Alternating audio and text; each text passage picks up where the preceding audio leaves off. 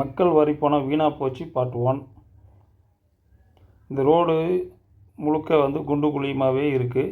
மக்கள் மட்டுமே பயன்படுத்தக்கூடிய இந்த ரோடு எந்த ஒரு அரசு அதிகாரிகளோ இல்லை முக்கிய பிரபலங்களோ இல்லை எம்எல்ஏவோ எம்பியோ யாருமே இந்த வழியாக வரமாட்டாங்க. ஏன்னா அந்தளவுக்கு ரோடு மோசமாக இருக்குது. இந்த ரோடு மக்கள் மட்டும்தான் பயன்படுத்துகிறாங்க. அதனால தான் இந்த ரோடு இது மாதிரி இருக்குது. பாருங்கள் எந்த அளவுக்கு குண்டு குழியுமாக இருக்குது பாருங்கள். இந்த ரோட்டில் ஒரு அவசரத்துக்கு ஆம்புலன்ஸ் வந்ததுன்னா உள்ளே இருக்கிற நோயாளியோட கண்டிஷன் மட்டும் பாருங்கள். இந்த வழியை கிராஸ் பண்ணி போகிறதுக்குலாம் அந்த அளவுக்கு இருக்க மாட்டார். ஹாஸ்பிட்டலுக்கு போய் சேர்றது வரைக்கும் இருப்பாரான்னு தெரியல. ரோடு அந்தளவுக்கு மோசமாக இருக்குது. ஆனால் இந்த ரோட்டை தான் நம்ம மக்கள் அதிகமாக பயன்படுத்திகிட்டு இருக்காங்க. இது ஒரு வழி பாதை. ஆனால் இதே ஒரு 3 வாரத்துக்கு முன்னாடி தலைமைச் செயலகத்துக்கு முன்னாடி இந்த மாதிரி ரோடாக இருந்தது.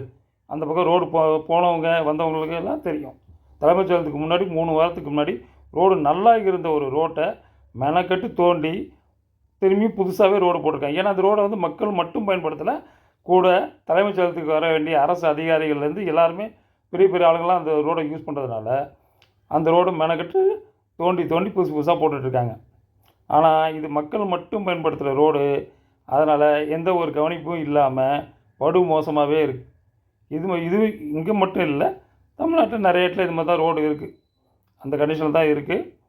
இதுக்கு ஒரு விமோச்சனம் கிடைக்கணுன்னா இந்த வீடியோவை தயவு செஞ்சு ஷேர் பண்ணுங்கள். இல்லை வீடியோஸ்லாம் பார்க்க நல்லா இருக்குது, இந்த மாதிரி விஷயங்கள் இன்னும் நல்லா நிறைய இடத்துல நடக்குதுன்றதை வெளியே கொண்டு வரணும்னு நினச்சிங்கன்னா வீடியோவை ஷேர் பண்ணுங்கள். அப்போவாது இதுக்கெல்லாம் ஒரு விடுதலை கிடைக்குதான்னு பார்ப்போம். நன்றி.